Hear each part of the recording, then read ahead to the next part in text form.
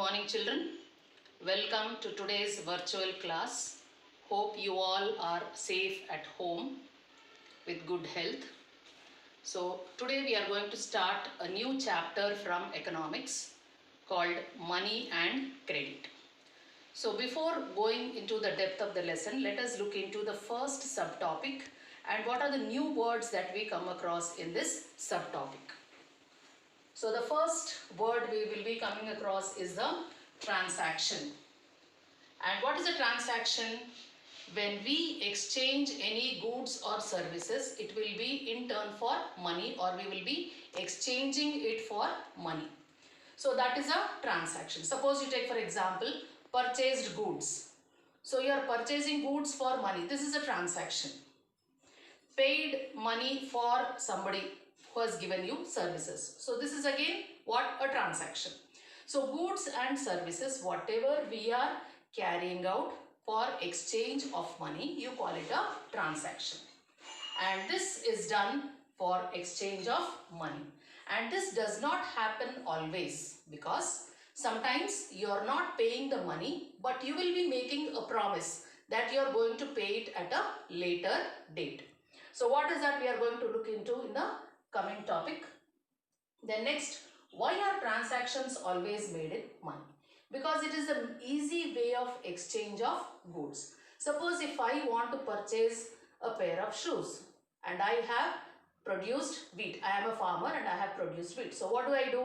I go to the market, I sell the wheat for money, I get that money and I go and purchase a pair of shoes. So this is very easy. But what happened before money has evolved? So the goods were exchanged for goods, which you call it as barter system. Now what is this barter system?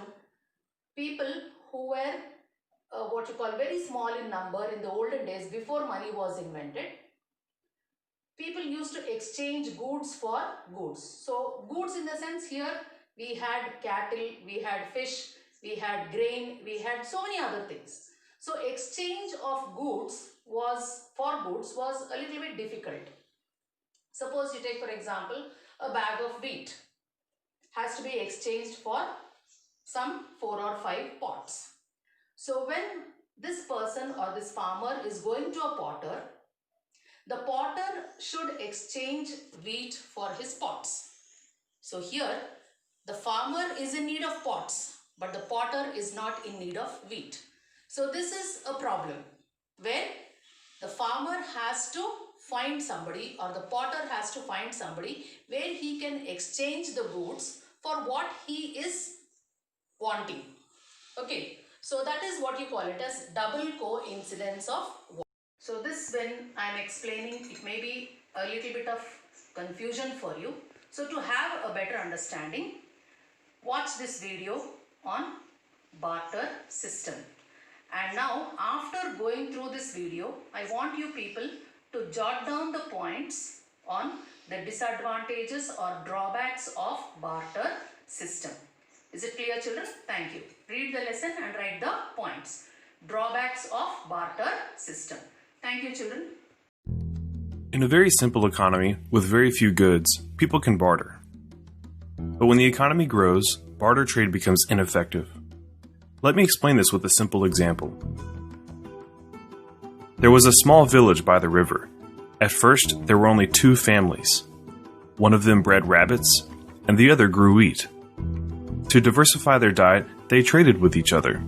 They agreed that 1 bag of wheat would be exchangeable for 1 rabbit. After some time, other families began to settle in the village. Every family produced something else. Some of them produced clothes, others fished, and still others bred cattle. Over time, there were many goods and services. A shoemaker sent his daughter Catherine to get a bag of wheat. The girl took the shoes and went to the farmer to propose a trade. The farmer agreed because he needed shoes, and so they exchanged. The next day, the shoemaker sent Catherine again to get another bag of wheat. But this time the farmer replied, "I'm sorry, I don't need a second pair of shoes, but I will give you wheat for a box of apples." So Catherine went to the gardener and proposed to exchange the shoes for some apples. The gardener replied, "I never wear shoes in the summer. I won't be needing them for at least 6 months." I can give you apples in exchange for new horseshoes for my horse, though." So the girl went to the forge, but the blacksmith said that he will give her horseshoes only for a new pair of trousers. Finally, the local seamstress agreed to exchange shoes for trousers. Unfortunately, this wasn't the end. It took Catherine half a day to find someone who needed shoes, but it took another half a day to finally get the wheat that she wanted. It's a little hard to do shopping this way, isn't it? Barter trade is ineffective and time-consuming. People need something that can be used as a medium of exchange, something everyone can accept. They needed money. Money has specific properties. It is a medium of exchange, which allows us to avoid the problems that Catherine had. It's also a unit of account, and can be used as a measure of costs and revenues through market prices. Here are some characteristics of money that allow it to be used this way. It's durable, which means it should last a long time without breaking. It's homogeneous, which means that each unit should be identical. Portable, so that it's small enough that you can carry it with you. Divisible, so that you can make change. And importantly, it should maintain its value over a long period of time, so your saving would be worth the same even after many years.